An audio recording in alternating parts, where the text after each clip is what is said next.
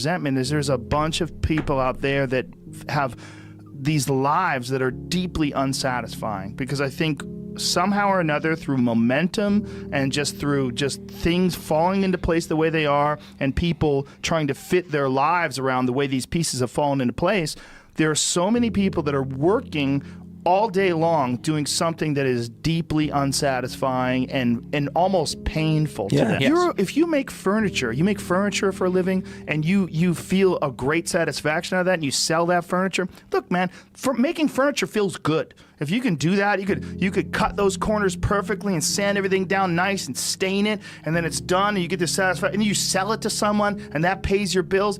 That is infinitely more satisfying than being stuck in some fucking cubicle working for someone that you don't want to work for, having to have these stupid fucking office meetings, talking to people in human resources, sitting down with your supervisor where they evaluate your job performance, and you're not really, you really need to be enthusiastic about this company. This company is your future. This kind of you're like, fuck, kill me now.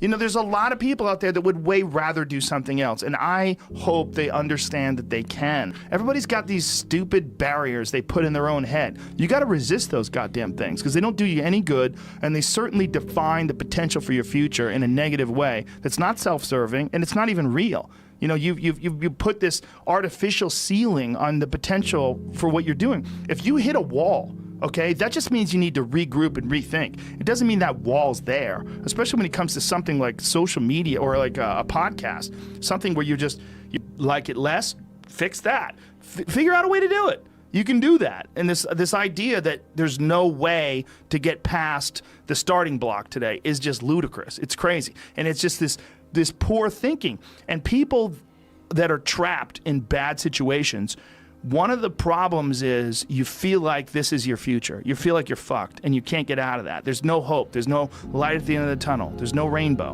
And if you feel like that, that alone can be incredibly defining and limiting. But if you look at yourself objectively and say, okay, I kind of am fucked here. I'm in credit card debt. I'm working in a shitty job. I don't like what I'm doing, but I have some ideas. I need to feed those fucking ideas. I need to feed them and water them, and I need to set aside a certain amount of time every day to just try to make those things happen. You can do that. Wondering why other people's success, or wondering why other people are successful, is the refuge of losers. Wondering why other people are successful. Like, who gives a fuck? You can say you think it sucks, but to spend time wondering why someone is successful and hating on someone who's successful, it doesn't do any good. It's like, what is that old expression that jealousy is, it's a poison that does the opposite of its intended, is that your mind, you have a certain amount of bandwidth. This is why I don't read Instagram comments or Twitter comments or YouTube comments. Like, I don't have any time. If I read them, it's an accident. But to seek them out, like, you have bandwidth. I don't spend time wondering why I hate things or hating on someone or being jealous. You have, let's call it units. You have 100 units of bandwidth in your mind. So that means there's 100 units that you can spend on things you care about, or you could let your mind be occupied by some stupid fucking Twitter feud that you're in with some idiot that you don't even know, and you could spend 30% of your Twitter bandwidth or your mind bandwidth on this, and then you only have 70% for the things you love. And then maybe you're involved in some fucking relationship with someone who's an idiot, and you're arguing back and forth with them. Well, there's another 30% that's gone. Now you have 40% left. You have 40% for the things you love instead of 100%. But if you only concentrate on the things you care about that mean something to you, and I think that there's a lot of people out there that think somehow or another you're going to get to some place where you're living in silk sheets and you're getting your toes done while someone's dropping grapes into your mouth. I don't want that. I've never wanted that. That guy's not going to be happy. He's going to be bored. An hour into the grapes, you're going to get those fucking grapes away from me. Stop painting my toes. What am I doing in this bed? I got to do something. I'm not stimulated. The human organism, the animal that we are, needs constant stimulation because it evolved trying to find food and escape enemies.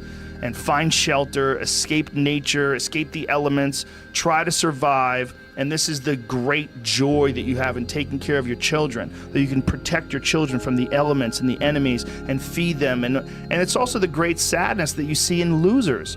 When I see a loser, I see some guy who's 43 years old, lives in his parents' basement, and he fucking hates the world. I'm like, that was a baby.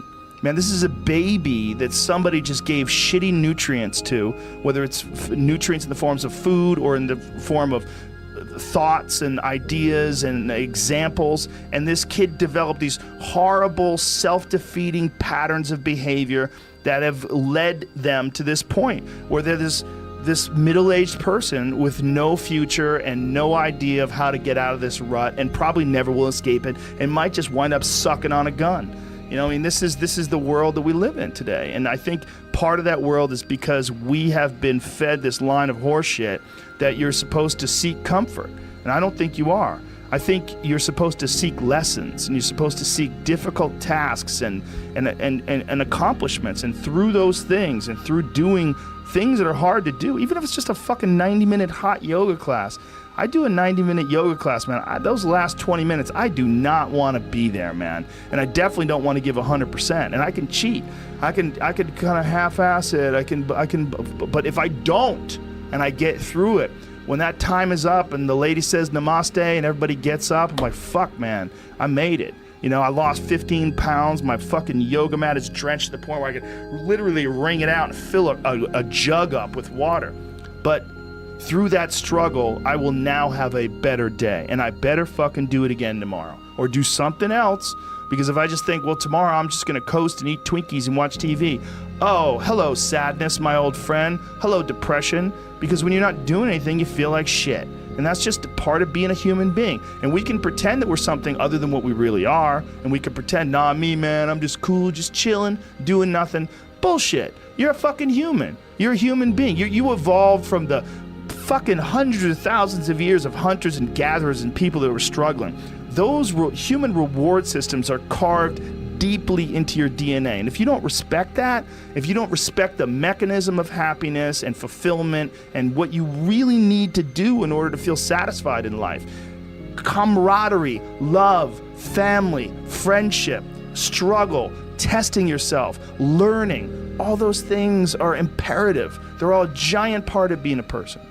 Concentrating on people that suck or being jealous about people that are doing well does me zero good. But instead, if someone does well, I can be inspired and I can get fired up by it. I mean, I figured this out in my early 20s.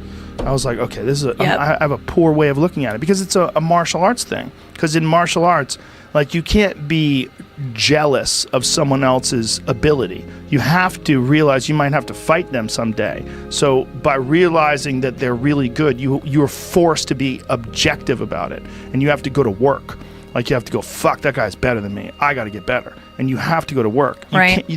There's no positive benefit in underestimating someone. Underestimating someone will get you fucking killed. Like, literally. You're gonna get. But this is something I've cultivated for a long time and avoided things that make me unhappy and figured out what those things are and been very rigid about eliminating them from my life.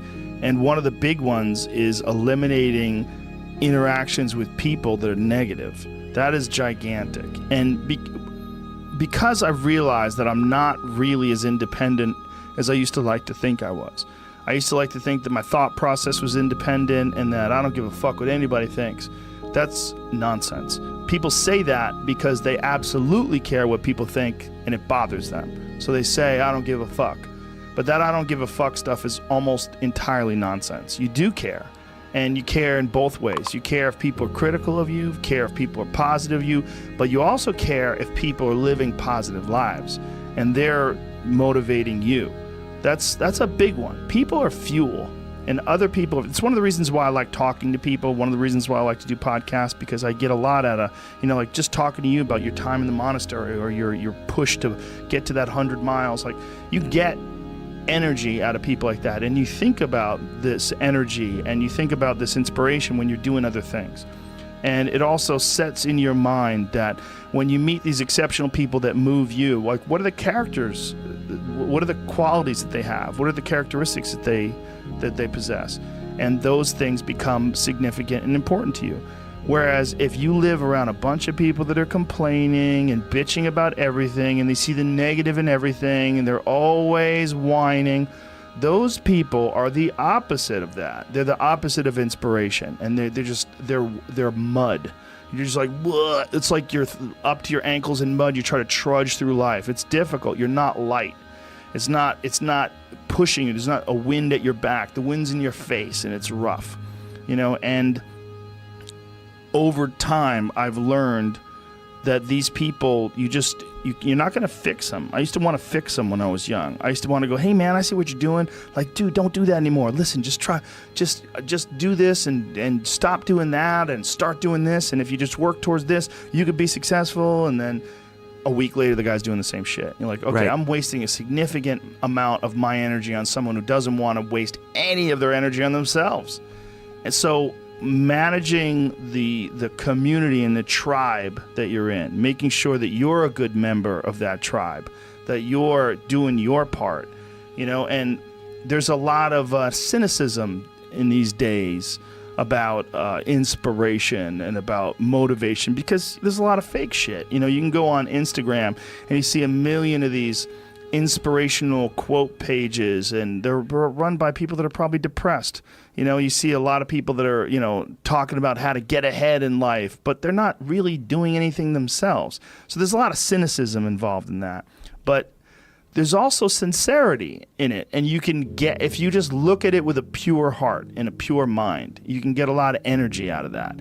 And when you're around happy, inspirational people that are successful, it makes you feel better and you get inspired. And if you act on that inspiration, your life will be more fulfilled. And it's not just inspirational in terms of financial success, but in terms of doing difficult things, whether it's running 100 miles, it doesn't pay you a goddamn thing other than the wealth of the knowledge that you can push yourself to such an extreme. Or anything else, whether it's someone who becomes really good at playing chess, or someone who's really good at martial arts, or whatever it is. There's a great feeling in these overcoming these difficult things, because life is never this just constant state of, I'm at a 9 all day, and when I'm with my wife, I hit 10. Yay! And I stay like that. That's not real. What's real is, like, you saying that you went to this monastery and felt all this angst about meditating and being alone and not having your phone and not having the input, but then when it comes out of it, then you have this reward. So you push through this, and you had these uncomfortable feelings, and you came out of those uncomfortable feelings with this newfound appreciation for time and this respect for your own existence in your own space, and carving out 3 hours for yourself a day. That's where it all comes from. It all comes from life lessons, and the lessons are learned through struggle.